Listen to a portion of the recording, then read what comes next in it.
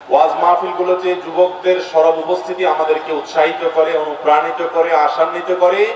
ইনশাআল্লাহ আমাদের আগামীর বাংলাদেশ সৎ, যোগ্য, নিষ্ঠাবান, আল্লাহ ভীরু, ভালো মানুষের বাংলাদেশ হবে ইনশাআল্লাহ। যুবক মানুষরা যদি আল্লাহর ওলি হতে চান, আল্লাহর প্রিয় পাত্র হতে চান, কি করবেন? খুবই সহজ। যুবকদের জন্য আল্লাহ রাব্বুল আলামিনের পক্ষ থেকে যে ফরজ বিধানগুলো আছে, এই ফরজ বিধানগুলো যদি শুধু আপনি মানেন, 5 ওয়াক্ত ফরজ নামাজটা যদি আপনি ঠিকমতো আদায় করেন, এর পাশাপাশি আপনার জীবনে গুরুত্বপূর্ণ একটা বিষয় হলো নিজের চরিত্রকে হেফাজত করা। তরুণরা যদি নিজেদের চরিত্রকে হেফাজত করতে পারে 5 ওয়াক্ত ফরজ নামাজ পড়ার পাশাপাশি, তাহলে আল্লাহর ওলি হওয়ার, আল্লাহর প্রিয় পাত্র হওয়ার, আল্লাহর খাঁটি বান্দা হওয়ার, ইবাদতগুজার বান্দা হওয়ার পথে শতকরা 70 থেকে 80% তারা অগ্রসর হয়ে গেল ইনশাআল্লাহ। এই যুগে যুবকদের জন্য আল্লাহর প্রিয় পাত্র বা ওলি হওয়ার জন্য সবচেয়ে বড় বিষয় হলো 5 ওয়াক্ত ফরজ নামাজের পর নিজের চরিত্রের মধ্যে যেন কোনো কালিমা না লাগে, সেক্সুয়াল কোনো অপরাধ যেন না হয়, কোনো হারাম রিলেশন যেন না হয়, কোনো অবৈধ সম্পর্ক যেন না হয়। এই চেষ্টা করে যদি কোনো যুবক টিকে থাকতে পারে, ওই যুবক আল্লাহ তাআলার জীবন্ত ওলি এবং নেককার মানুষ ইনশাআল্লাহ। ভাইরা আমার, যারা বয়স্ক হয়ে গেছেন তাদের জীবনে তাহাজ্জুদ, নফল আমল, দান সাদকা, ব্যক্তিগত অনেক আমল করে তারা যেই জায়গায় যেতে পারবেন। যুবকরা শুধুমাত্র ফরজ কাজ করার পর যদি কোনো নফল আমল করার সুযোগ নাও পান, আর তার চরিত্রকে যদি তিনি হেফাজত করতে পারেন, তার চরিত্রে কোনো কালিমা দেখতে না দেন, বিবাহ বহির্ভূত কোনো সম্পর্ক যদি তিনি না করেন, তাহলে এই যুগে এই যুবক হলো জীবন্ত আল্লাহর ওলি ইনশাআল্লাহ। অতএব এই বিষয়টি আমাদের খেয়াল করতে হবে। আরেকটি বিষয় খেয়াল করতে হবে, খুব ইম্পর্টেন্ট, সেটা হলো যৌবন এবং তারুণ্যের ঠিক পরবর্তী যে ধাপটা আসছে তা হলো আমাদের কর্মজীবন। এই কর্মজীবনে একজন মুসলমান যদি সৎ থাকতে পারেন এবং হালাল উপার্জন করতে পারেন, দুনিয়ার মোহ যদি তাকে অন্ধ করে না দেয়, হালাল হারাম বাজ বিচার করে তিনি যদি অর্থ উপার্জন করেন, এই লোক আল্লাহ তাআলার জীবন্ত ওলি ইনশাআল্লাহ। তাহলে 5 ওয়াক্ত ফরজ নামাজ পড়া, হারাম বিষয়গুলো থেকে বিশেষভাবে বেঁচে থাকা, অবৈধ রিলেশন, বিবাহ বহির্ভূত সম্পর্ক থেকে নিজেকে পরিচ্ছন্ন রাখা, নজরের হেফাজত করা, সেই সাথে হালাল উপার্জন থাকা, এটা হলো এই সমাজে আজকের পৃথিবীতে আল্লাহর নেককার বান্দা হওয়ার, আল্লাহর প্রিয় বান্দা হওয়ার এবং আল্লাহর ওলি হওয়ার জন্য সবচেয়ে বড় মাধ্যম। অতএব এই কয়েকটা কাজ করলে ইনশাআল্লাহ বিদিনা চলবে।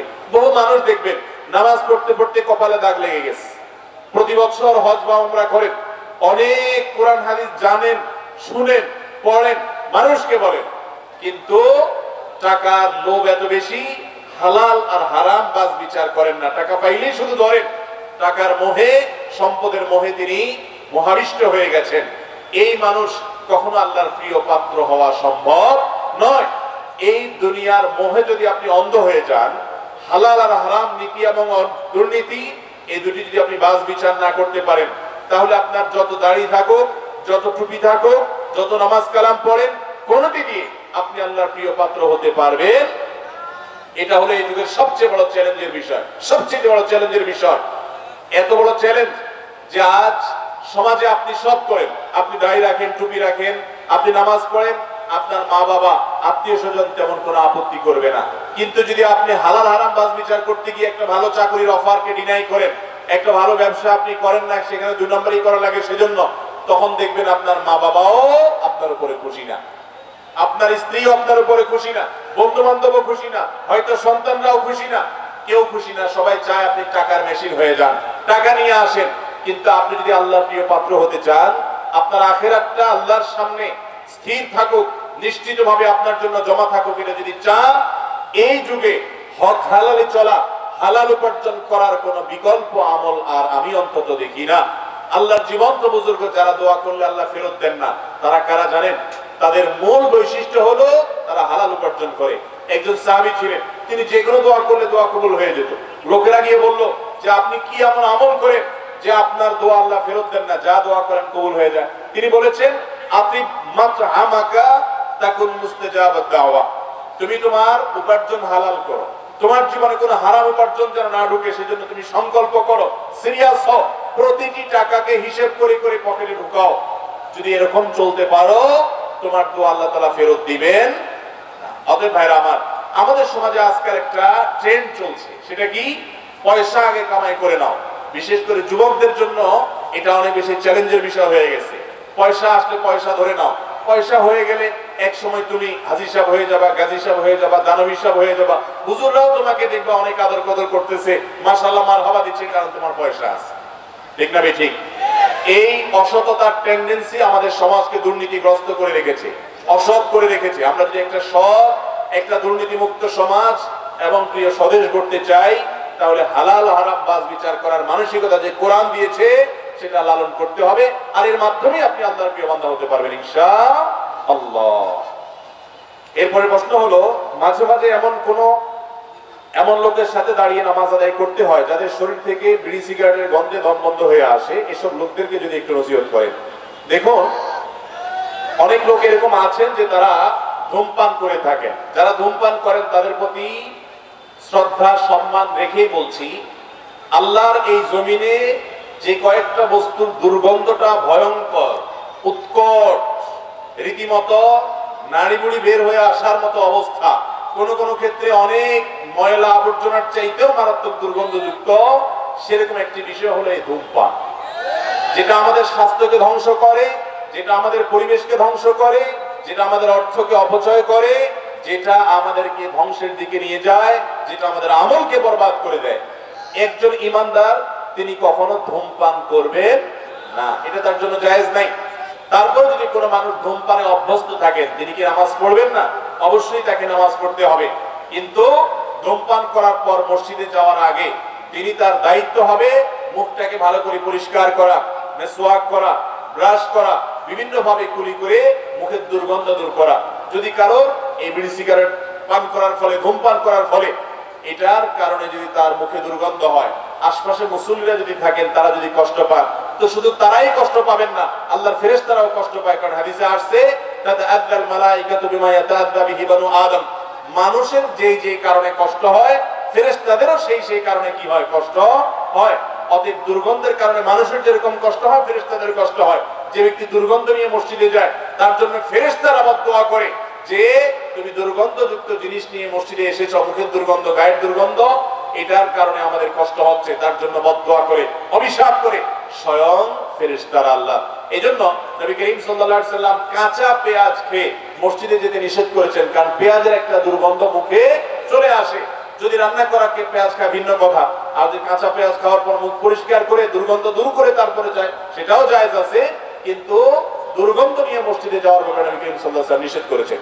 আমাদের দেশে আরেকটা সমস্যা দেখা যায়, তা হলো বেশিরভাগ মসজিদগুলোতে এখনো হয়তো শীতাতপ নিয়ন্ত্রিত না, অতটা মানুষ সবাই যে একেবারে শীতাতপ নিয়ন্ত্রিত পরিবেশে কাজ করে থাকতে পারে এমন না। এর ফলে হয় কি, অনেকের গায়ে দুর্গন্ধ হয়, ঘামের গন্ধ। এই ঘামের গন্ধ নিয়ে অনেকে মসজিদে চলে যান। আপনি যদি মসজিদে ঘামের গন্ধ নিয়ে যান, তাহলে সেক্ষেত্রে আপনার দুর্গন্ধের কারণে যদি মানুষ কষ্ট পায়, আপনার গুনাহ হবে। আপনাকে মসজিদে যেতেই হবে, কিন্তু ঘামের গন্ধ যাতে অন্যদের কষ্টের কারণ না হয়, এই জন্য সাথে কোনো আতর রাখবেন, কোনো সুগন্ধি জাতীয় কিছু রাখবেন, যাতে করে এটা ব্যবহার করে আপনি মসজিদে প্রবেশ করতে পারেন, পকেট থেকে বের করে, অন্য কারোর যাতে কষ্টের কারণ না হয়। ইসলাম আমাদেরকে এমন একটা জীবন ব্যবস্থা দিয়েছে ভাই, কারোর কষ্টের কারণ হলে আপনি আর যাই হোক খাঁটি মুসলমান হওয়ার কোনো সুযোগ নাই। যে মানুষের জন্য বেশি উপকার করে সে আল্লাহর সবচেয়ে প্রিয়। অনেক বেশি নফল নামাজ পড়লেন, নফল দান করলেন, নফল রোজা রাখলেন, আল্লাহর প্রিয় হবেন না, এই কথা হাদিসে বলা হয়নি। আল্লাহর প্রিয় পাত্র কারা?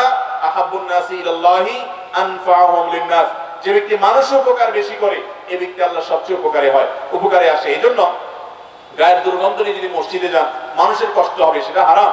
অতএব মানুষের কষ্টের কারণ হওয়া এটা জায়েজ নয়। এই জন্য দুর্গন্ধযুক্ত বিষয়, সেটা ঘামের গন্ধ হোক আর ধূমপানের গন্ধ হোক, এটা নিয়ে মসজিদে যাওয়া মাকরুহ বলেছেন উলামায়ে কেরাম। এটা যাবেন না, যাওয়ার আগে দুর্গন্ধ দূর করে তারপরে যাবেন। যদি কোনো কারণে কার দুর্গন্ধ দূর করার ব্যবস্থা না থাকে, তিনি একটু নিজের মতো সেফে থাকবেন যাতে কারো কষ্ট না হয়, কিন্তু জামাতের সাথে নামাজ এই অজুহাতে অন্তত ত্যাগ করা যাবে না। এরপরে প্রশ্ন হলো, ফরজ গোসল করার সঠিক নিয়ম জানাবেন।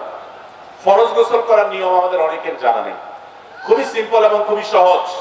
ফরজ গোসল করার নিয়ম হলো, আপনার গায়ে অথবা পোশাকে যদি কোনো নাপাক থাকে, ফরজ গোসলের আগে প্রথম কাজ হলো সেই নাপাকগুলো ধুয়ে ফেলানো। ফর এক্সাম্পল, আপনার হাঁটুতে, আপনার রানে, আপনার পায়ে বা শরীরের কোনো জায়গায় নাপাক লেগেছে, পানি দিয়ে সেটা আগে ধুয়ে ফেলেন। আপনার লুঙ্গিতে, পাজামা, প্যান্টে বা কোনো জায়গায় নাপাক লেগেছে, যেই জায়গাটা লেগেছে সেই জায়গাটা আলতো করে ধুয়ে ফেলান। আর যদি সেই জায়গা ফাইন্ড আউট করতে না পারেন, বের করতে না পারেন, তাহলে যতটুকু সম্ভব আপনি নিশ্চিত করে এটা ধুয়ে ফেলার চেষ্টা করেন, অথবা অন্য একটা পোশাক পরেন। এরপর গোসল শুরু করার একবারে প্রথম কাজ হলো, ওযু করার সময় আমরা যেভাবে ওযু করি হুবহু ওযু দিয়ে গোসল করতে হবে। ওযু দিয়ে গোসল শুরু করতে হবে। দুই হাতের কবজি ধোবেন, কুলি করবেন, নাকে পানি দিবেন, মাথা মাসা করবেন। এরপর আপনার দুই হাতের কবজি, মাথা মাসে সব হয়ে যাওয়ার পরে আপনি গোসল করবেন। মাথার উপরে পানি, কাঁধের উপরে পানি ঢেলে গোসল করার পর টয়লেট থেকে বের হওয়ার সময় অথবা পুকুর থেকে ওঠার সময় আপনি দুই পা টাকনো পর্যন্ত, গিরা পর্যন্ত ধুয়ে ফেলবেন। আপনার গোসল হয়ে গেল। যদি কেউ এইভাবে গোসল করেন তার ফরজ গোসল হয়ে যাবে। তবে ওই যে ফরজ গোসলের জন্য কুলিটা ভালো করে করতে হবে, গড়গড়া করে নাকে পানি দিতে হবে, যাতে করে নাকের এই নরম অংশ পর্যন্ত পানি পৌঁছে যায়। বাস এই কাজগুলো যদি করেন আপনার গোসল, ফরজ গোসল হয়ে যাবে। আবার বলছি, শরীরে বা কাপড়ে আগে নাপাক থাকলে সেটাকে ধুয়ে ফেলতে হবে। এরপরে কাজ হবে ওযু করা। ওযু করে সবকিছু ওযু করবেন, শুধুমাত্র পাও ধোয়াটা বাকি রাখবেন। পাও ধোয়াটা বাকি রেখে এবার গায়ে পানি দিবেন। সেটা শাওয়ার ছেড়ে হোক, অথবা মগ দিয়ে কেটে হোক, অথবা পুকুরে ডুব দিয়ে হোক, আপনি গোসল করবেন। পুরো শরীর ডলে গোসল করা শেষ। বের হওয়ার সময় দুই পায়ের গোড়ালি সহ ধুয়ে চলে আসবেন। গোসল এবং ওযু একসাথে হয়ে গেল, আলাদা করে আর ওযু করার প্রয়োজন নাই। আর গোসল করতে গিয়ে যদি আবার ওযু ছুটে যায়, বায়ু এসে যায়, পেশাব এসে যায়, তাহলে আবার ওযু করতে হবে। কিন্তু যদি এগুলোর কোনোটা না আসে, তাহলে গোসলের সাথে বাই ডিফল্ট কি হয়ে যায়? ওযু হয়ে যায়। আমাদের দেশে অনেকে দেখবেন গোসল শেষ উনি আবার নতুন করে ওযু করতেছেন। এটা অপ্রয়োজনীয় কাজ, কোনো দরকার নেই। তাহলে এইভাবে গোসল করলে ফরজ গোসল হবে। ফরজ গোসলের ক্ষেত্রে গুরুত্বপূর্ণ বিষয় হলো, মাথা থেকে পা পর্যন্ত শরীরের কোনো জায়গা শুকনা থাকতে পারবে না। এই শুকনা থাকলে গোসল ফরজ আদায় হবে না।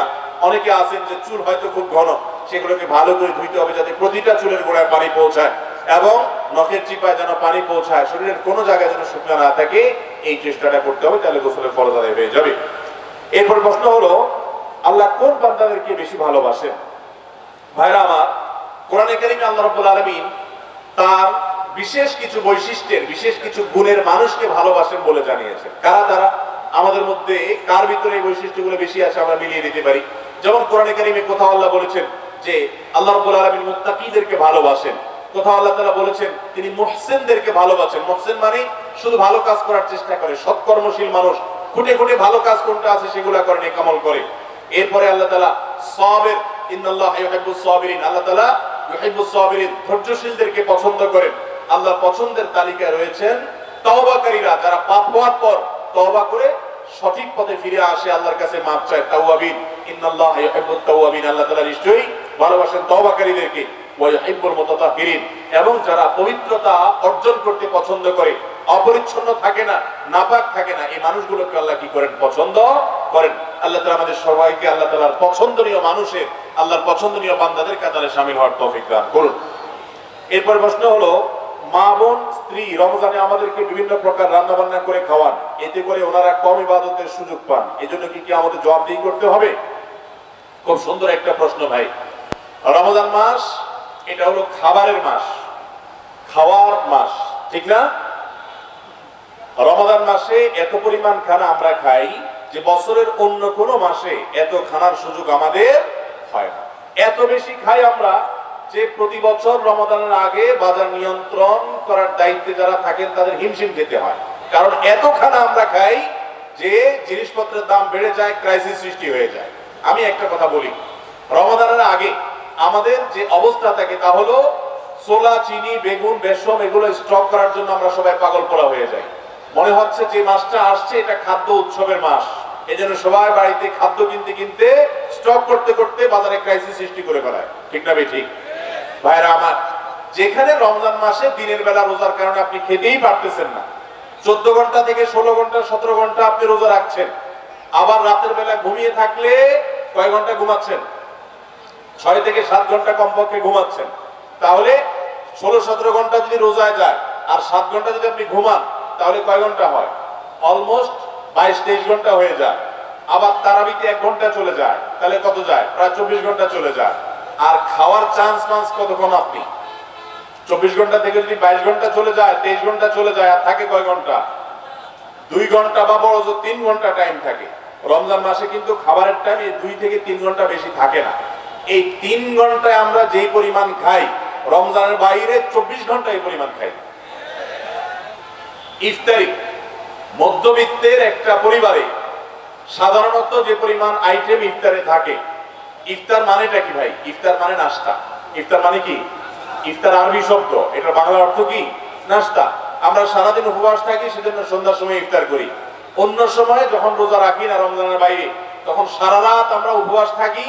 ওই যে রাত্রে খেয়ে শুয়ে যাই, 8-10 ঘন্টা, 9 ঘন্টা, 7 ঘন্টা, 6 ঘন্টা আমরা উপবাস থাকি। এরপর সকাল 7টা-8টা বাজে আমরা নাস্তা করি। তো অন্য সময় সকালে যে নাস্তাটা করতাম, রমজান মাসে এটা সন্ধ্যায় করি। একটা মধ্যবিত্তের পরিবারে নাস্তায় সাধারণত কয়টা আইটেম থাকে? 3 থেকে 4টে আইটেম থাকে। রুটি থাকে, ভাজি থাকে, ডিম পোস্ট থাকে, একটা চা থাকে বড় জোর, বাস এই 4-5টা পদ নাস্তা থাকে। কিন্তু সেই পরিবারটাতেই ইফতারের আইটেমে কম পক্ষে 10 থেকে 15টা পদ থাকে। এটা ঠিক। আবার এই খাবার গ্রহণ করার জন্য একটা জাল হাদিস বানায় নিয়েছি আমরা, সেটা হলো রমজানের খানার কোনো হিসাব নেই। শুনছেন এই হাদিস আপনারা? এটা একটা জাল হাদিস। কোরআন হাদিসে কোথাও এই কথা নেই। রমজানে খানার হিসাব আল্লাহ আরো বেশি করে দিবেন। কারণ যেই মাসে ইবাদত বন্দিগি করার কথা, যে মাসে আল্লাহ তাআলা দিনের বেলায় খানাই বন্ধ করে দিয়েছেন, ওই মাসে আপনি আরো ডবল করে খাইলেন, তাহলে আল্লাহর কাছে আরো হিসাব দিয়েই করা লাগতে পারে কি পারে না? অতএব রমজান মাসে আমরা এই যে খাবারের পিছনে পড়ে যাই, প্রশ্ন খুব যৌক্তিক প্রশ্ন। আপনি খাবারের পিছনে পড়ে যান, এই জন্য মা বোনরা ইবাদত বন্দি করতে পারেন না। বেচারীরা ওই দুপুর 2টা-3টা থেকে শুরু হয়ে যায় আপনার ইফতারের প্রস্তুতি। ইফতারের প্রস্তুতির পর ইফতার বানাইতে বানাইতে বানাইতে বেচারীরা কাহিল হয়ে যায়, এত আইটেম করে ফেলেছে। এরপর আপনি অফিস থেকে এসে, কর্মস্থল থেকে এসে বাসায় আপনি নামাজের আগে কোন রকম 2-4-5 পদ দিয়ে খায়া যায়, নামাজটা পড়েন। নামাজ পড়ে এসে দ্বিতীয় ইনিংস ঘোষণা করেন, আইসা সেকেন্ড ইনিংসে খানা শুরু করেন, আছে না নাই? প্রথম ইনিংসে ইফতারিতে 2-4 পদ খায়া এরপরে যায় আপনি বিরতি দেন। বিরতি দিয়ে মাগরিবের নামাজ পড়ে হাঁটে আসলেন, গেলেন, আর একটু ক্ষুধা হইলো, বাড়িতে এসে জামা কাপড় খুলে এরপরে আপনি সুন্দর করে আবার সেকেন্ড ইনিংসে বসেন, বসে খাইতে থাকেন। খাইতে খাইতে খাইতে খাইতে এশার আযান দেওয়ার অবস্থা হয়ে যায়। আবার কোন রকম এশার নামাজটা পড়তে যান, এশার নামাজটা পড়া শেষ হইতে না হইতে আয়েশা আবার বলেন যে হ্যাঁ, শেষের একেবারে লাস্ট ইনিংসে কি আছে। ঠিক না ঠিক? তাহলে মা বোনরা বেচারা ইবাদতটা কখন করবে? খুব যৌক্তিক প্রশ্ন। তারা ইফতারের আগ পর্যন্ত আপনার ইফতারি বানাচ্ছে, আপনি চলে গেছেন মাগরিব নামাজ পড়তে, বেচারারা গোছাতে গোছাতে শেষ। নামাজের পরে এসে আপনি আবার হালিম চাইবেন, আপনি আবার এটা চাইবেন, আপনি আবার সেটা চাইবেন, বেচারারা সেটা প্রস্তুত করতেছে। এরপরে খাইয়া ধুয়ে চলে গেলেন সবগুলো ওইভাবে, বেচারারা সেগুলো পরিষ্কার নিয়ে লেগে গেল। তারাবি নামাজ আপনি পড়তেছেন আরামসে, তাদের তো কাজ করতে করতে শেষ। তারা ইবাদতটা কখন করবে? এই জন্য পুরুষরা অবশ্যই দায়িত্বশীল হতে হবে। হয় মহিলাদেরকে বাসায় কাজের ক্ষেত্রে হেল্প করতে হবে। আর সবচেয়ে বড় কথা হলো, রমাদান মাস ভাই খাদ্য উৎসবের মাস নয়।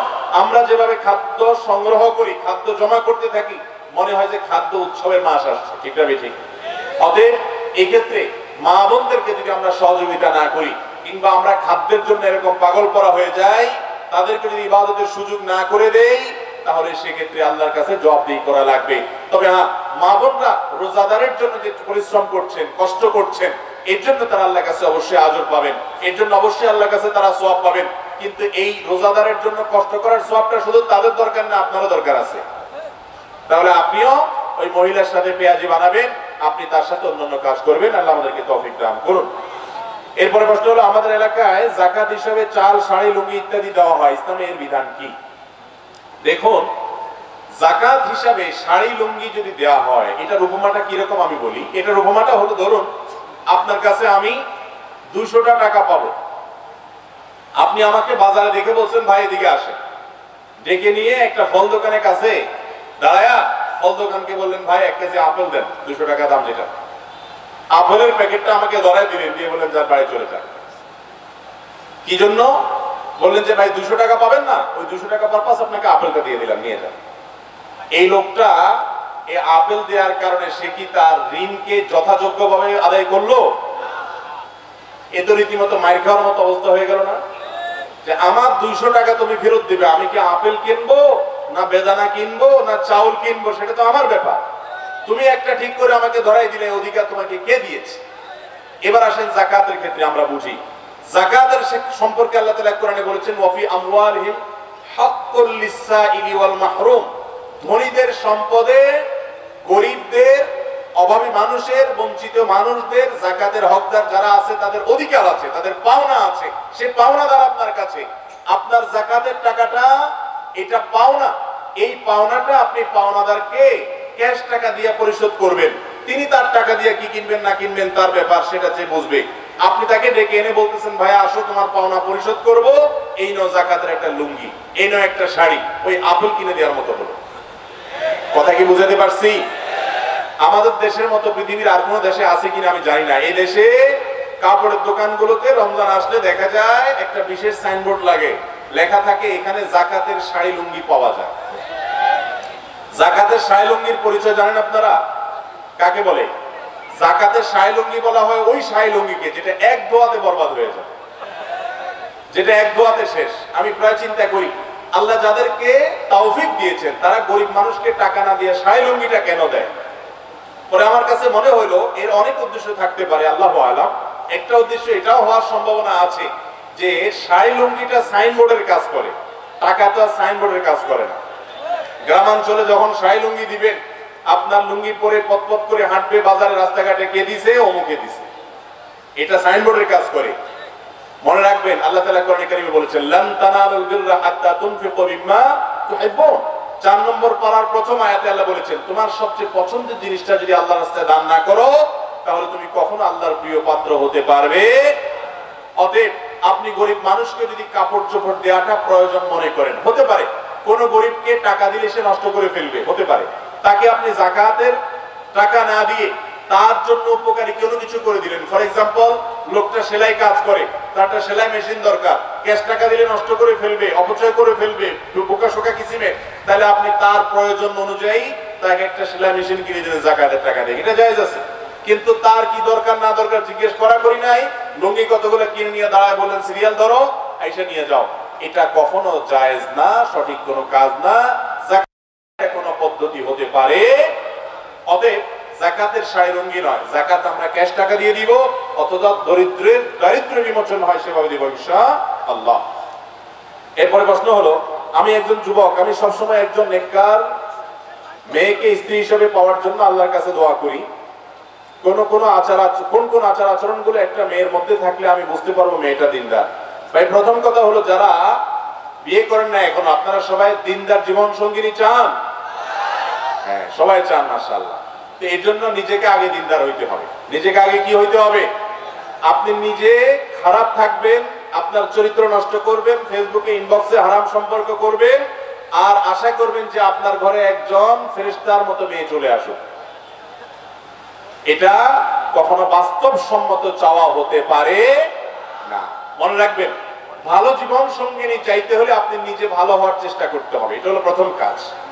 আবার কেউ এখান থেকে সহজে যোগ বিয়োগ করে ফলাফল বের করেন না যে আমার যেহেতু চরিত্র ভালো না, অতএব আমার যে জীবন সঙ্গিনী আসছে এটারও মনে হয় চরিত্র খারাপ। এরকম সহজ সমীকরণের সুযোগ কিন্তু নেই, কারণ অনেক খারাপ মানুষকে আল্লাহ তাআলা ভালো মানুষ দিচ্ছেন না, দেন নাই। ফেরাউনের মতো খারাপ মানুষের ঘরে আসিয়ার মতো নেককার বিবি গেছে না, যায় নাই। অতএব আপনি খারাপ হলেও আপনার ঘরে আসা মেয়েটা ভালো হতে পারে। একজন মেয়ে বিয়ের আগে দিনদার কিনা কিভাবে বুঝবেন? এটার মতো কঠিন কাজ আল্লাহর জমিনে খুব কম আছে। আজকাল বিশেষ করে শুধু নামাজ কালাম দেখে লোকটা ধার্মিক এটা মনে করা এত সহজ নয়। বিশেষ করে পাত্রী নির্বাচনের ক্ষেত্রে সে ধার্মিক কিনা, আল্লাহ ভীরু কিনা, এটা বোঝার জন্য সর্বপ্রথম এবং প্রধান বিষয় হলো যে সেই মেয়েটা শতভাগ পর্দা মেনটেন করে কিনা। পর্দা বলতে বোরকা পরা না, পর্দা বলতে হাত মোজা পা মোজা না, পর্দা বলতে তার জীবনে সামগ্রিক ভাবে মাহরাম নন মাহরাম মেনটেন করে কিনা। মাহরাম নন মাহরাম মেনটেন বুঝেন? মানে হলো সে তার মামাতো ভাইয়ের সাথে পর্দা করে কিনা, চাচাতো ভাইয়ের সাথে পর্দা করে কিনা, খালাতো ভাইয়ের সাথে পর্দা করে কিনা, তার ওই বেহাইয়ের সাথে পর্দা করে কিনা, যাদের সাথে পর্দার বিধান আছে অথচ পরিবারের সদস্য কিংবা আত্মীয় স্বজন তাদের সাথে পর্দা করে কিনা। অনেক মেয়ে আছে বাহিরে বোরকা পরেন কিন্তু বাসা বাড়িতে আসলে পর্দার বালাই নাই। অনেক মহিলা বাহিরে পর্দা করেন, বাসায় এসে দেবরের সাথে পর্দা করেন না। এবং আত্মীয় স্বজনের মধ্যে যাদের সাথে পর্দা করতে হবে তাদের সাথে পর্দা করেন না, এটা কখনো সঠিক পর্দা হতে পারে না। একজন মেয়ের দিনদারিতার প্রধান দিক হলো তিনি আল্লাহর ফরজ বিধানটাকে বুঝে মানার চেষ্টা করেন, এক। দ্বিতীয়ত, ভালো মেয়ে বিশেষ করে দিনদারিতার একটা বড় আলামত হলো তার ভিতরে দুনিয়ার মোহ থাকবে না। কি থাকবে না? দুনিয়ার মোহ। অল্পে তুষ্ট থাকবে। জীবন সঙ্গিনীর জন্য এই বিষয়টা অনেক গুরুত্বপূর্ণ, যে অল্পে তুষ্ট থাকা। যদি সে যা পায় সেটার উপরে সবর করতে পারে, সে যদি আল্লাহ তাআলার ফয়সালাকে মেনে নিতে পারে, সে যদি অল্পে সন্তুষ্ট থাকতে পারে, দুনিয়ার জীবনের বাস্তবতা বুঝে অনন্ত অসীমকালীন আখিরাতের জন্য অপেক্ষা করে, এই মানসিকতা যদি কোনো মেয়ের মধ্যে থাকে, সে দিনদার ইনশাআল্লাহ। এটা কিভাবে বুঝবেন? তার সাথে আপনি যখন দেখতে যাবেন, কথাবার্তা বলবেন, মেইল চালাচালি করে তার মানসিকতা জিজ্ঞেস করবেন। আর সবচেয়ে বড় বিষয় হলো এই মেয়েটাকে পার্সোনালি যারা চিনে তাদের মাধ্যমে ভেরিফাই করবেন যে সে আসলে মাহরাম নরমারা মেনটেন করে কিনা। বিয়ের আগে সব পাত্রী ফেরেশতা থাকে, সব পাত্র ফেরেশতা থাকে, ঠিক না? ঠিক। যখন বিয়ে করতে যান শ্বশুর বাড়িতে নতুন, তখন একবারে আপাদমস্তক দুষ্ট, আপাদমস্তক খারাপ যুবকটাও সেখানে গিয়ে একবারে ইনোসেন্ট বয়স এসে যায়, ঠিক না? ঠিক। বিয়ের মজলিসে প্রত্যেকটা খারাপ মানুষ তার জীবনে বিয়ের মজলিসে যখন বসে, তখন এত নম্র, এত ভদ্র, এত চুপচাপ, এত সে ভালো মানুষ হয়ে থাকে। শ্বশুরকে দেখলে সালাম, সবাইকে দেখলে সালাম, মনে হচ্ছে তার মতো ভালো মানুষ ফেরেশতা দ্বিতীয়টা নাই। অতএব বিয়ের ওই মুহূর্তের ভালো মানসিকতার কোনো মূল্য, এটা দেখতে হবে ব্যক্তিগত জীবনে ওই মেয়েটা কতটা ধার্মিক, কতটা ইবাদত গুজার, কতটা আল্লাহর ভয় তার অন্তরে লালন করে। অনেক মেয়েরা আছে নামাজ কালাম পড়ে কিন্তু চাহিদা অনেক, ঠিক একই কথা ছেলেদের মধ্যেও প্রযোজ্য। অতএব সে কখনো দিনদার বা জীবন সঙ্গী হিসাবে পারফেক্ট হতে পারে, এই জন্য এই বিষয়গুলোকে খেয়াল করবেন। এবং সর্বোপরি কোরআন এবং সুন্নাহর কাছে সারেন্ডার করার মতো মানসিকতা আছে কিনা। কোরআনে আছে, সুন্নাতে আছে, আল্লাহ তাআলার নির্দেশে আছে, রাসূলের হাদিসে আছে, আর কোনো কিছু বুঝাবুঝি নেই, আমি নিজেকে সারেন্ডার করে দিলাম, এ হলো মুত্তাকি, এ হলো পরেজগার, এ হলো দিনদার। এরকম জীবন সঙ্গী যদি পাওয়া যায়, তো মনে রাখবেন এটা হলো আল্লাহর জমিনে সবচেয়ে বড় অ্যাসেট, সবচেয়ে বড় সম্পদ, সবচেয়ে মূল্যবান এবং দামি বিষয় হলো এটা। নবী করিম সাল্লাল্লাহু আলাইহি ওয়াসাল্লাম বলেছেন, আদ-দুনিয়া কুল্লুহা মাতা, এই দুনিয়াতে সবকিছুই এমন করে আল্লাহ সৃষ্টি করেছেন যে এটার উপকারিতা আমরা ভোগ করি, উপভোগ করি, এনজয় করি। ওয়া খায়রু মাতা'আদ দুনিয়া আল মারআতুস সালিহা, যদি কারোর ঘরে একজন ধার্মিক, আল্লাহ ভীরু, আল্লাহকে চিনে এরকম একজন দিনদার মেয়ে আসে, তার জীবনে যে সৌভাগ্য হবে, সে যে সম্পদের মালিক হবে, এই রকম সৌভাগ্য আর কারো জীবনে হতে পারে না।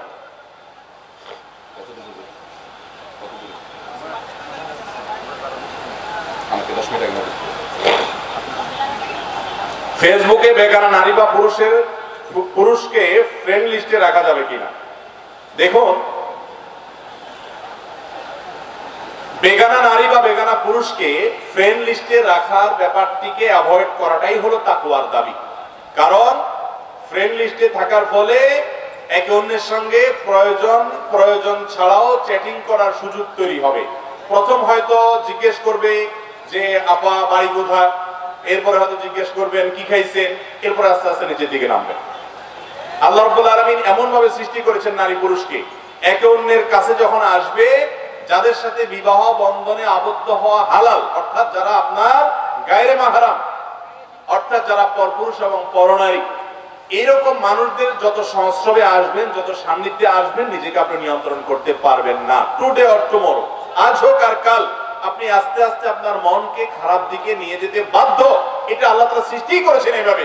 আর এই জন্য আল্লাহ বলেছেন, ওয়ালা তাকরাবুজ জিনা, তোমরা জিনার কাছেও যেও না। কারণ জিনা এমন একটা অপরাধ যেটার কাছে গেলে এরপরে ওইটাতে পতিত হয়ে যায়, নিজেকে নিয়ন্ত্রণ করতে পারে। এই জন্য ফেসবুকে ছেলেরা ছেলেদেরকে, মেয়েরা মেয়েদেরকে ফ্রেন্ড লিস্টে রাখবেন। এবং যদি কোনো আপনার পরিচিত মেয়েরা থাকে, আপনার বোন, আপনার স্ত্রী, তাহলে যথাসম্ভব তাদের প্রাইভেসি যেন ঠিক থাকে সেদিকটা খেয়াল রাখবেন। তাদের প্রোফাইল পিকচারে এখনো পর্যন্ত ফেসবুক ম্যান্ডেটরি করে নাই যে তার অরিজিনাল ছবি দিতে হবে, যে কোনো কিছু দিয়ে রাখা যায়। অতএব তার ছবি যেন অনেকে প্রদর্শন করে বেড়ায়, সে যেন না করে, এগুলো খেয়াল করতে হবে। এক কথা, ফিতনা থেকে দূরে থাকতে হবে।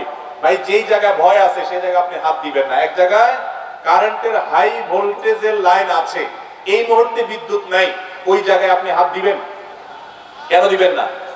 বিদ্যুৎ তো নাই, এখন সমস্যা তো নাই, হাত এজন্য দিবেন না যে এত হাই ভোল্টেজের লাইন, বিদ্যুৎ নাই ঠিক আছে, যেই কোনো মুহূর্তে চলে আসলে আমার তো অবস্থা খারাপ হয়ে যাবে, কয়লা হয়ে যাব আমি।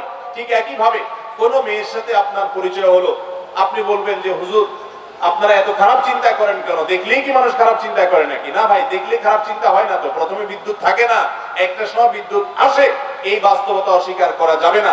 যদি বলেন যে না আমার বিদ্যুৎ কখনো আসবে না, তাহলে আপনি হয় মিথ্যুক আর নাহলে অসুস্থ। আমি কি বুঝাতে পারছি? যারা সভ্য সাজেন, যারা ভদ্র সাজেন, তারা নিজের সঙ্গে মিলিয়ে নেন। ভাইরা আমার, আমি প্রায় সময় এই কথা বলি, ইসলাম যে আমাদের মা বোনদেরকে পর্দার বিধান দিয়েছে, এটা তাদেরকে খাটো করার জন্য দেয় নাই, তাদের সেফটির জন্য দিয়েছে। তাদেরকে নিয়ে যাতে বাজে চিন্তা করতে না পারে, অশ্লীল চিন্তা করতে না পারে, এই জন্য তাদেরকে আল্লাহ তাআলা পর্দার বিধান দিয়েছেন।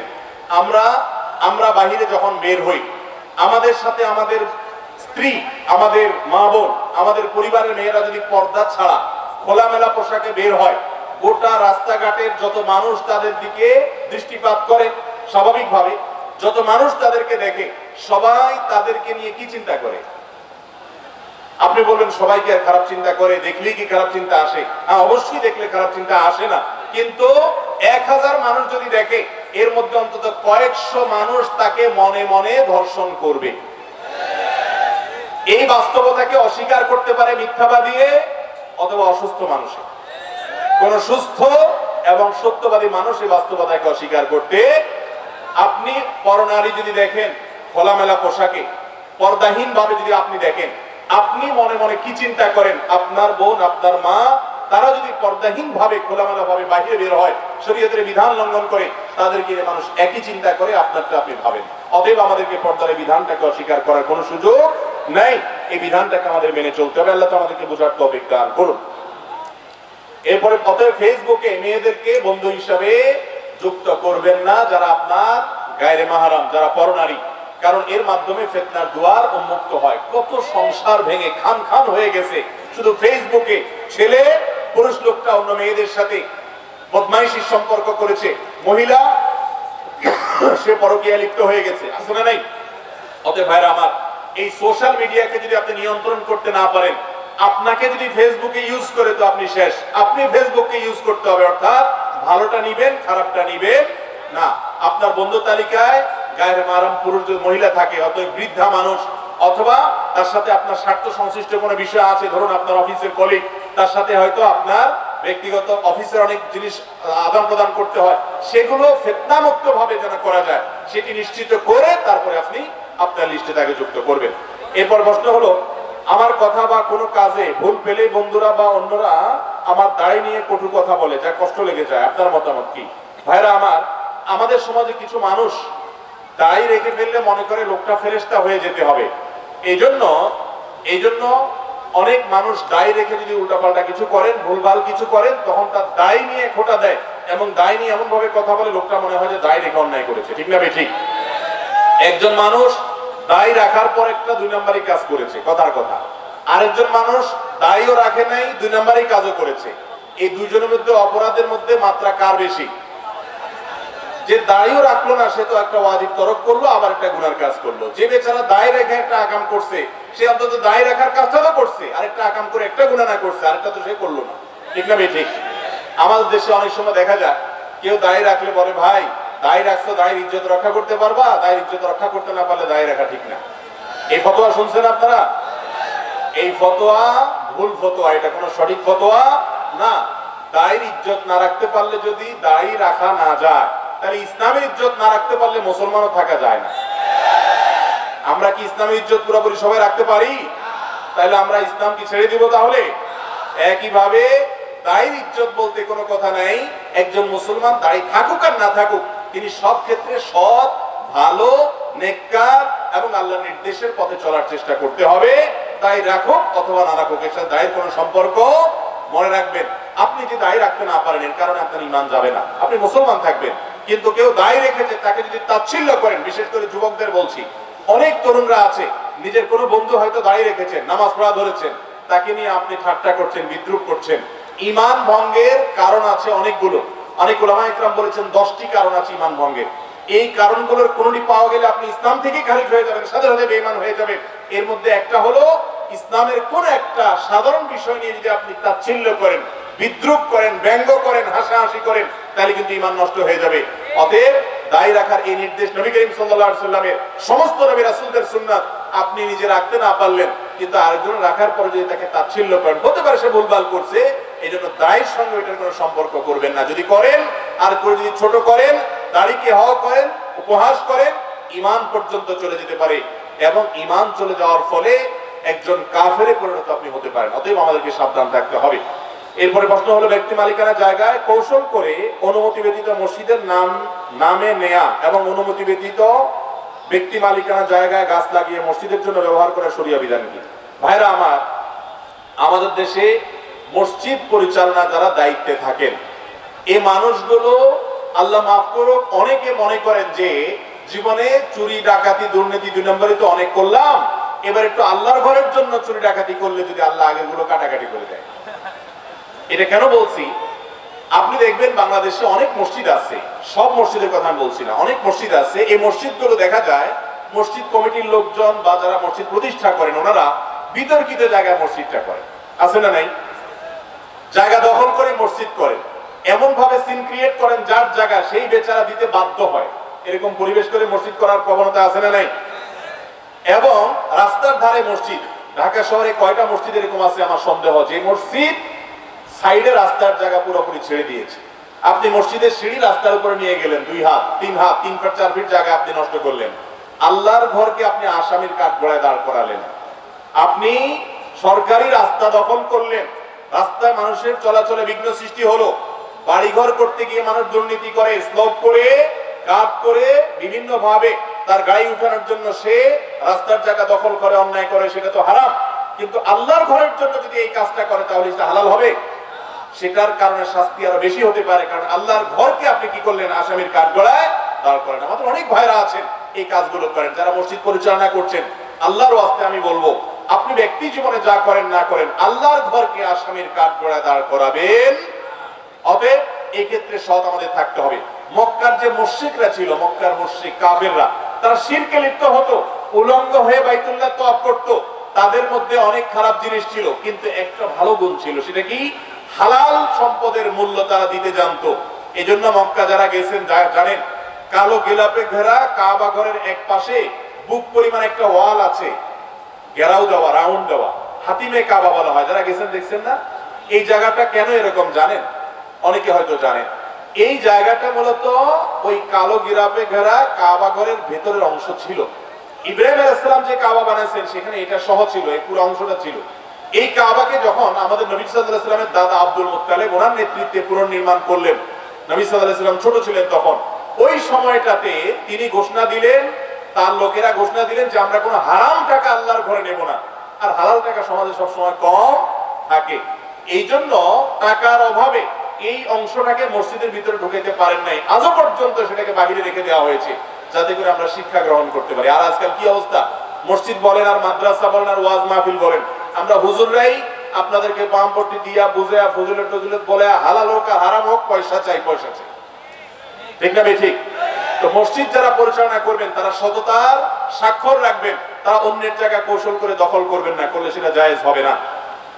এরপরের প্রশ্ন, ব্যক্তি দ্বন্দ্ব লিপ্ত হয়ে মসজিদ নির্মাণ করার শরিয়া বিধান কি? এটা মসজিদ রিলেটেড, মাশাআল্লাহ। এটার হারও আমাদের সমাজে অনেক বেশি। কোন মসজিদে আপনি নামাজ পড়তে গেছেন, কমিটির সদস্য ছিলেন, কোন কারণে গন্ডগোল হলো, এবার যে জমি কিনে একটা মসজিদ বানায় ফেললেন, আছে না নাই? এই মসজিদ কখনো আল্লাহর সন্তুষ্ট উদ্দেশ্যে নির্মাণ হতে পারে? মসজিদ হবে আল্লাহর সন্তুষ্টির জন্য। একটা কমিটিতে আপনার মনোমালিন্য তৈরি হয়েছে, আপনি সবর করবেন। সেক্রেটারি সাহেব আপনার কথা শুনতেছে না, সভাপতি সাহেব কথা শুনতেছে না, হয়তো গ্রুপিং হয়ে গেছে, হয়তো ওনারা ভুল করতেছেন। এই লোকগুলো তো স্থায়ী না, কিয়ামত পর্যন্ত বেঁচে থাকবে না, আল্লাহর ঘর তো টিকে থাকবে। আপনাকে সবর করতে হবে।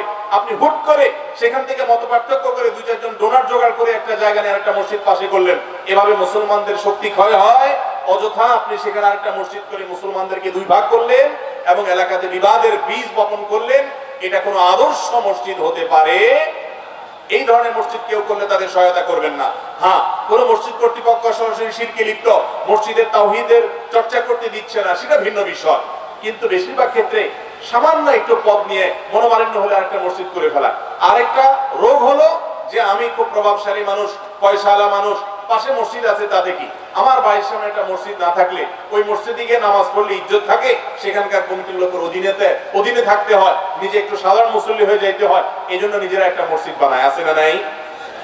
হাদিসে নবী করিম সাল্লাল্লাহু আলাইহি ওয়াসাল্লাম মসজিদ নির্মাণ সম্পর্কে যত কথা বলেছেন সবগুলোতে একটা শব্দ যোগ করেছেন, সেটা কি? মান বানা লিল্লাহি মাসজিদা। যে ব্যক্তি মসজিদ করবে আল্লাহর জন্য, কার খুশি করার জন্য? আল্লাহর খুশির জন্য যদি মসজিদ করেন তাহলে আপনি বিনিময় পাবেন।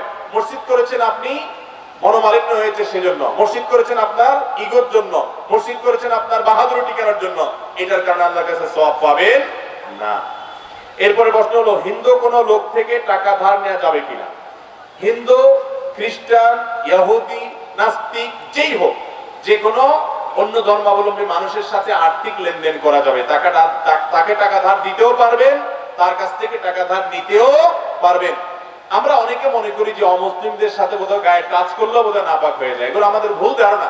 কোরআনে কারীমে আল্লাহ বলেছেন, লা ইয়ানহাকুমুল্লাহু আনিল্লাযীনা লাম ইউকাতিলুকুম ফিদ-দীন, যেই সমস্ত অমুসলিমরা তোমাদেরকে তোমাদের দেশবাড়ি থেকে বের করে দেয় নাই, তোমাদের বাসাবাড়ি থেকে, তোমাদের দেশ থেকে তোমাদেরকে বের করে দেয় নাই, ওয়ালাম ইউখরিজুকুম মিন দিয়ারিকুম, লা ইয়ানহাকুমুল্লাহু আনিল্লাযীনা লাম ইউকাতিলুকুম ফিদ-দীন ওয়া লাম ইউখরিজুকুম মিন দিয়ারিকুম, ধর্মযুদ্ধ চাপায় দেয় নাই অথবা ঘরবাড়ি থেকে বের করে দেয় নাই। এরকম অমুসলিমদের সাথে সদাচরণ করতে, ন্যায়নিষ্ঠ আচরণ করতে আল্লাহ তো নিষেধ করেনই না, বরং আল্লাহ ন্যায়নিষ্ঠ আচরণকারীকে ভালোবাসেন। আমাদের নবী করিম সাল্লাল্লাহু আলাইহি ওয়াসাল্লাম অমুসলিমদেরকে দাওয়াত, তাদেরকে খানার শরীক করেছেন, খাইয়েছেন, আবার তাদের কাছে খেয়েছেন, আবার তাদের কাছ থেকে ধার নিয়েছেন এবং তাদের সাথে সামাজিক সৎ কর্মকাণ্ড করেছেন। তারা অসুস্থ হলেও দেখতে গিয়েছেন। অতএব আমাদের আশপাশে অমুসলিম যারা আছে তাদের সাথে আমাদের এই ধরনের লেনদেন, কায় কারবার করতে কোনো অসুবিধা নাই। এরপরে প্রশ্ন হলো, কিভাবে সহজেই দায় রাখতে পারি? দায় রাখার জন্য তো কোনো কিছুই করতে হবে না। দায় রাখার মতো সহজ কাম আল্লাহর জমিনে তো আর দ্বিতীয়টা নাই বললেই চলে। কারণ দায় যখন উঠে, আপনি দায়তে হাত না দিলে তো দায় রাখা হয়ে যায়। সেখানে আপনি প্রশ্ন করলেন দায় রাখতে পারেন কিভাবে সহজে? দায় রাখা তো সহজ, দাড়ি কাটাটা হলো কঠিন। অতএব আপনি যদি বলতেন যে দাড়ি কাটবো কিভাবে সহজে, সেটা যৌক্তিক প্রশ্ন হতে পারতো, কিন্তু রাখতে কোনো সহজের পদ্ধতি নেই। দায় তো উঠছে, ছেড়ে দিলেই তো হয়ে যায়। আপনি তো এটার জন্য আর কিছু দরকার হয় না। হয়তো প্রশ্নকর্তা এই চিন্তায় প্রশ্নটি করেছেন যে এটা রাখতে গেলে সমাজে হেয় প্রতিপন্ন হয়, অনেক কথা বলে, অনেকে অনেক কিছু বলে। ভাইরা আমার, মানুষ অনেক কিছুই বলবে, মানুষের কথা শুনে যদি আপনি চলেন তাহলে সেক্ষেত্রে আপনি আল্লাহর কাছে জান্নাতের আশা করতে পারেন। মানুষ সবসময় মানুষ আপনাকে ভালো কাজের কথা বলবে এমনটি নয়। আল্লাহ বলেছেন, ওয়ালা তুতি আকতারা মান ফিল আরদ, এই পৃথিবীর বেশিরভাগ মানুষের কথা যদি তুমি শুনো তাহলে তারা তোমাকে পথহারা করে ফেলবে, কারণ বেশিরভাগ মানুষ ভালো না, বেশিরভাগ মানুষ খারাপ। অতএব নিজের সঙ্গে নিজে স্ট্রাগল করতে হবে, যুদ্ধ করতে হবে। শুনেছি স্ত্রীর কাছ থেকে দূরে গিয়ে সর্বোচ্চ 120 দিন থাকার অনুমতি ইসলামে আছে। কথাটা কতটুকু সত্য? কথাটা পুরাপুরি মিথ্যা। 120 দিন কেন, 200 দিনে যদি স্বামীর সঙ্গে স্ত্রী একসাথে না থাকেন, কোনো কারণে হতে পারে, প্রবাসে আছেন অথবা দেশে থাকেন, একসাথে থাকা হয়নি কোনো কারণে, তো এর কারণে কখনো স্বামী স্ত্রীর মধ্যে বিচ্ছেদ সৃষ্টি হবে না। আমাদের সমাজে এরকম অনেক অনাচার আছে এবং অনেক কুসংস্কার আছে। যেমন অনেকে মনে করে সন্তান কয়েকটা হয়ে গেলে আবার বিয়ে পড়াইতে হয়। দেখেন, কয়েকটা সন্তান হয়ে গেলে বিয়ে তো আরো পাকাপোক্ত না হয়, এটা পড়াইতে হবে কেন? এগুলো সবগুলো আমাদের মন গড়া কথাবার্তা। অতএব 120 দিন, 200 দিন, 500 দিন স্ত্রী থেকে স্বামী দূরে থাকলে সম্পর্ক ছিন্ন হয়ে যায় না। তবে বিনা প্রয়োজনে বাধ্য না হলে এভাবে স্বামী স্ত্রী দূরে থাকাটা ইসলাম কখনো সেটাকে প্রশংসা করে না। স্বামী স্ত্রী যত নিকটে থাকবে, একে অন্যের কাছাকাছি থাকবে, স্বামী স্ত্রীর মধ্যে ভালোবাসা যত গাঢ় হবে, তারা আল্লাহ তাআলা তত প্রিয় পাত্র হতে পারবে ইনশাআল্লাহ। আর যারা বিয়ের আগে ইটিস পিটিস করে, অবৈধ সম্পর্ক করে, এখানে সেখানে প্রেম বিলায় বেড়াইছেন, তারা দেখবেন সময় মতো পুঁজিতে টান পড়বে। কথা বুঝতে পারছি?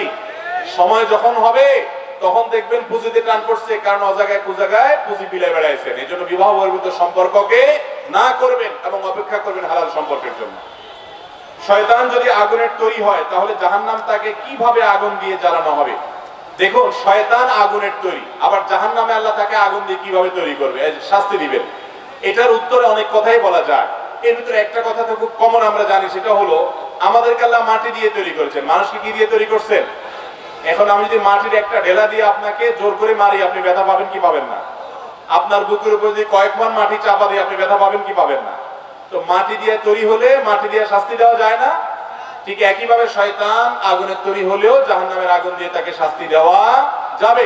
সবচেয়ে বড় কথা হলো জাহান্নাম এটা আলমুল গায়েবের বিষয়, অদৃশ্যের জগতের বিষয়। আপনি জাগতিক যে সমস্ত বিষয় চোখের সামনে দেখেন, এটার সাথে আখিরাতের বিষয়কে তুলনা করলে কখনো সঠিক তুলনা হবে না। রমজানের সাহরি ও ইফতারের সময় আগে পরে হলে তার সাহরি বা ইফতারি যদি আগে বা পরে হয়ে যায়, কথার কথা ইফতারি টাইমের আগে করে ফেলেছেন, সূর্য এখনো ডুবে নাই, তাইলে ওই রোজা হয় নাই, ওটা আবার রাখতে হবে। আবার সাহরিটা যদি পরে হয়ে যায়, ফর এক্সাম্পল ফজরের ওয়াক্ত হয়ে গেছে 5টা এত মিনিটে হয়, আপনি জানতেন না যে এত মিনিটে সাহরির সময় শেষ হয়, এই জন্য আরো 10 মিনিট পরে আপনি খেয়ে ফেলেছেন, তাহলে ওই রোজা হবে না।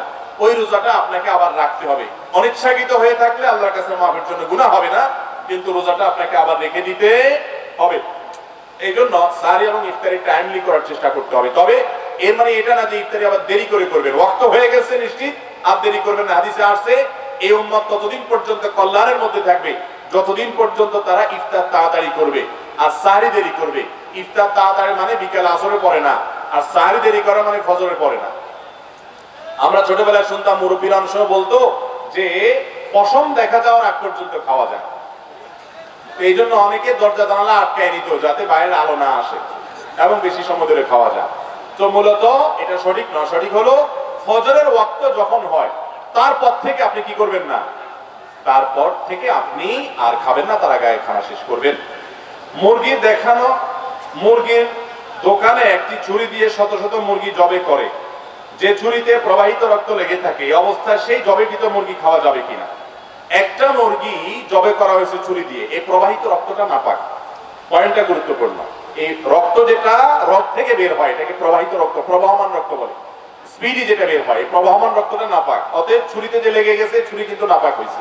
এখন প্রশ্ন হলো এই ছুরিটা দিয়ে যদি আরেকটা মুরগি জবে করা হয়, সে মুরগি হালাল হবে কিনা? উত্তর হলো হালাল হবে। কেন হালাল হবে?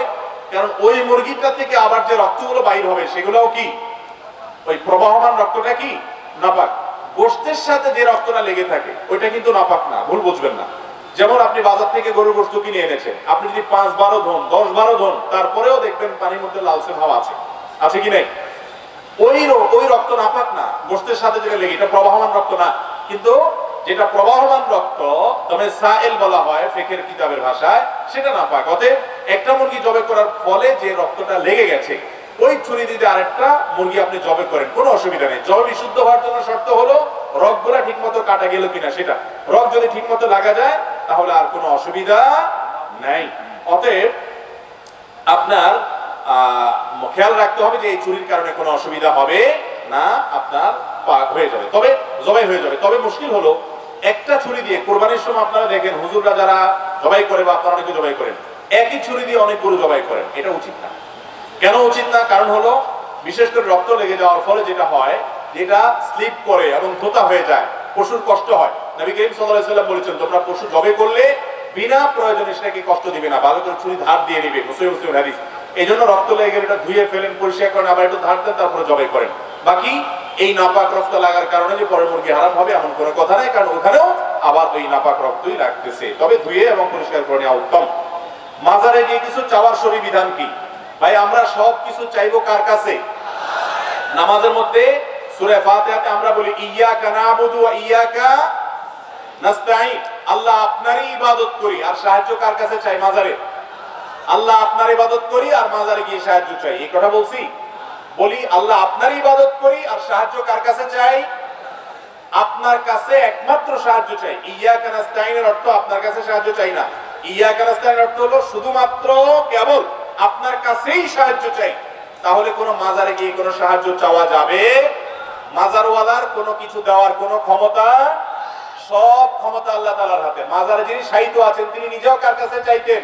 আল্লাহর কাছে চাইতেন। অতএব আপনি কার কাছে চাইবেন? আমাদের অনেক ভাইরা আছেন ব্যবসা বাণিজ্যের উন্নতি হয় না, চাকরি টিকে না, সন্তান হয় না, তো উনি মাজারে চলে যান, আছে না নাই? ওই মাজারওয়ালার কোনো পাওয়ার নাই, ওই মাজারওয়ালা নিজেও আল্লাহর কাছে চাইতেন। আল্লাহ বলেছেন উদউনি, তোমরা আমার কাছে দোয়া করো, আস্তাজিব লাকুম, আমি দোয়া কবুল করব। যেখানে আল্লাহ স্বয়ং দোয়া কবুল করার ওয়াদা করেছেন সেখানে আপনি মাজারওয়ালার কাছে চাওয়া জায়েজ নাই। যদি কেউ মাজারওয়ালার কাছে যায় এবং প্রার্থনা করে এবং তাকে আল্লাহ রাব্বুল আলামিন যেরকম যা খুশি তা যা দিতে পারেন সেই ব্যক্তি এরকম দেওয়ার ক্ষমতা রাখেন, এই বিশ্বাস রেখে তার কাছে দোয়া করে, তাহলে সেটা শিরক হবে, ঈমান চলে যাওয়ার মতো বিষয় হবে। আল্লাহ আমাদেরকে বোঝার তৌফিক দান করুন। অনেকে বলেন যে না, মাজারে গিয়ে আমরা আল্লাহর কাছে দোয়া করি, আল্লাহর কাছে দোয়া করি, মাজার আল্লাহর কাছে না। তাহলে আমার প্রশ্ন হলো, মাজারে গিয়ে কেন? আল্লাহর কাছে দোয়া তো আপনি এখানে বসে করলে হবে, আপনার বাসায় করলে হবে। কিছু জায়গা আছে দোয়া কবুলের জায়গা, যেমন আরাফাতের ময়দান, যেমন তওয়াফ করতে করতে দোয়া কবুল হয়, সাফা পাহাড়ের উপর দোয়া কবুল হয়, মারওয়া পাহাড়ের উপর দোয়া কবুল হয়। দোয়া কবুলের কিছু জায়গা আছে, কিন্তু মাজার বা যে কোনো কবরস্থানে গিয়ে দোয়া করলে দোয়া কবুল হয় এমন কোন কথা কোন হাদিসে বর্ণিত হয়? অতএব মাজারে গিয়ে কেন দোয়া করবেন?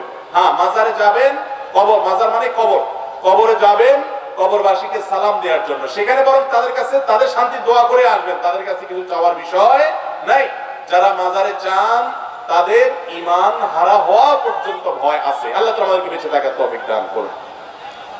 এরপরে প্রশ্ন হলো, বিধর্মীকে তরজমাতুল কোরআন হাদিয়া দেওয়া যাবে কিনা? অবশ্যই দেওয়া যাবে। ভিন্ন ধর্মের মানুষদেরকে কোরআনের অনুবাদ দিতে পারেন। আপনি বলবেন তারা তো ওযু ছাড়া ধরবে, কোনো অসুবিধা নেই, কারণ ওযু ছাড়া কোরআন ধরবেন না এই নির্দেশ তো মুসলমানের জন্য। শরীয়তের সকল নির্দেশ কার জন্য? মুসলমানের জন্য। যে ব্যক্তি মুসলমানই না তার জন্য শরীয়তের কোনো নির্দেশ না। বিধায় একজন মুসলমানকে কোরআন আপনি দিতে পারেন অনুবাদ, তিনি পড়ে আল্লাহর কালাম সম্পর্কে জানতে পারেন। এরপরে প্রশ্ন হলো, আবহাওয়ার পূর্বাভাসের ব্যাপারে আকীদা কি হবে? অনেকে মনে করেন আবহাওয়ার পূর্বাভাস বিশ্বাস করলে ঈমান থাকবে না। এটা মূর্খতা সুলভ কথা, এটা অজ্ঞতা সুলভ কথা। আবহাওয়ার পূর্বাভাস বিষয়টা কি? বিষয়টা হলো, আবহাওয়াবিদরা বিভিন্ন পরিস্থিতি দূর থেকে তারা পর্যবেক্ষণ করতে পারেন, করার পর তারা বলেন যে এই জিনিসটা হওয়ার সম্ভাবনা আছে, তাও তারা নিশ্চিত দেন না, বলেন যে সম্ভাবনা আছে। যেমন কথার কথা, আপনি একটা কিছু দেখে আলামত করলেন, একজনের জুতার আওয়াজ আপনার মুখস্থ হয়ে গেছে, সেইভাবে হাঁটে, তার আওয়াজ শুনে বললেন যে অমুক আসছে, সম্ভাবনা আছে, আপনি বললেন অমুক হওয়ার সম্ভাবনা আছে। এটা যেরকম কোনো গুনাহের বিষয় না,